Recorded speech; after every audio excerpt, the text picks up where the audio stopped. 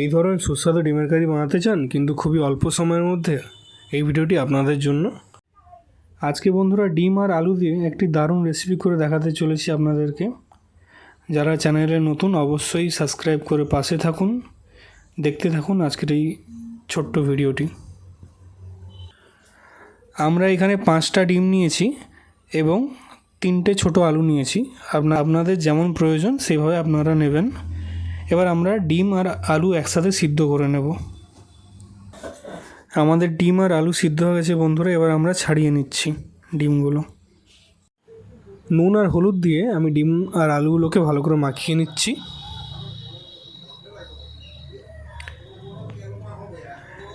এবার আমরা সর্ষের তেলে ডিম আর আলুগুলোকে ভালো করে ভেজে নেব।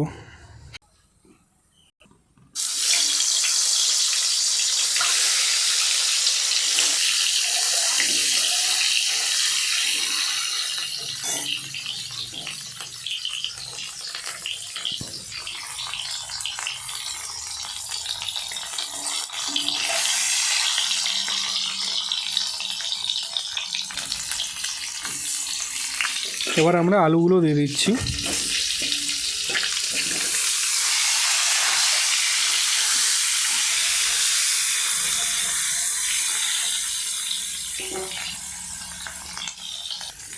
আমাদের ডিম ভাজা কমপ্লিট হয়ে গেছে, এবার ডিমগুলো তুলে নিচ্ছি।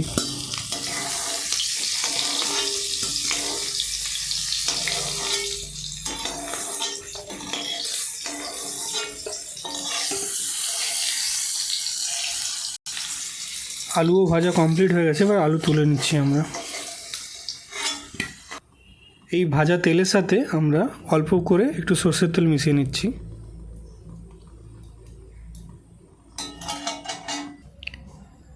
তেল গরম হয়ে গেছে, এবার আমরা একটা পেঁয়াজ কুচি দিয়ে দিচ্ছি।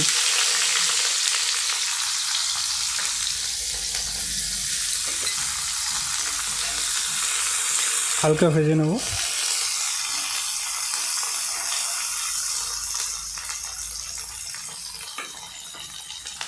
হালকা ভাজা কমপ্লিট হয়ে গেছে, এবার আমরা একটা পেঁয়াজ বাটা দিয়ে দিচ্ছি।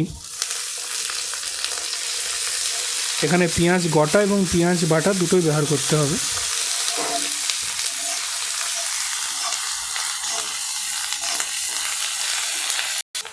এবার আমরা এর সাথে 2 চামচ রসুন বাটা দিয়ে দিচ্ছি।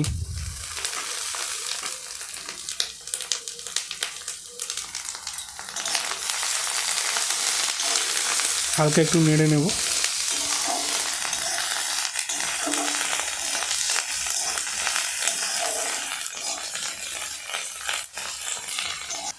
এর সাথে 1 চামচ আদা বাটা দিয়ে দিচ্ছি।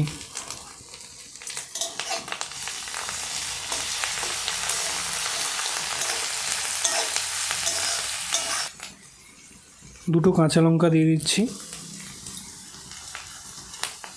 যে যেমন ঝাল খাবেন সেই হিসাবে দেবেন। একটা টমেটো কুচা দিয়ে দিচ্ছি।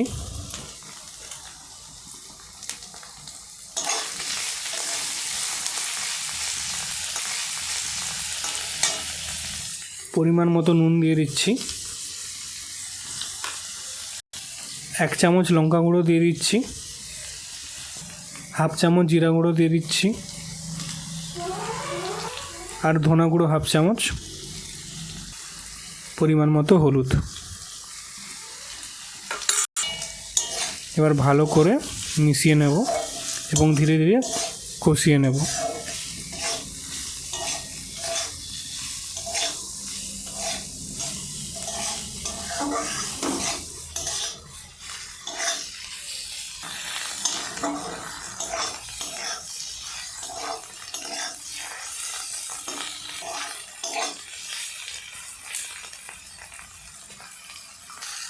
অল্প অল্প জল দিয়ে মশলাটা কষিয়ে নিতে হবে।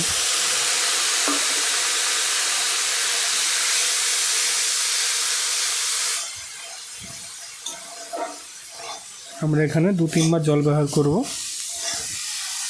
ভালো করে মশলাটা কষিয়ে নেব।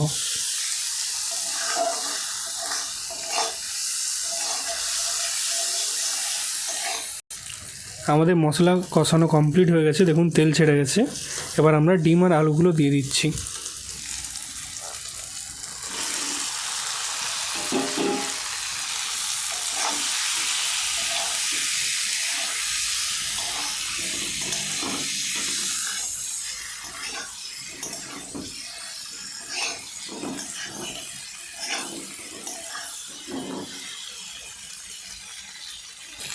ডিম আলু সব কষে নিয়েছি ভালো করে, এবার জল দিয়ে দিচ্ছি।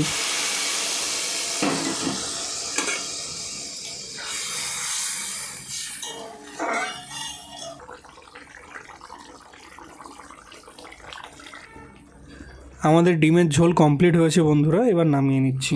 দেখুন, অবশ্যই কমেন্ট করে জানান বন্ধুরা কেমন লাগলো রেসিপিটি আজকের। দেখা হচ্ছে পরবর্তী ভিডিওতে।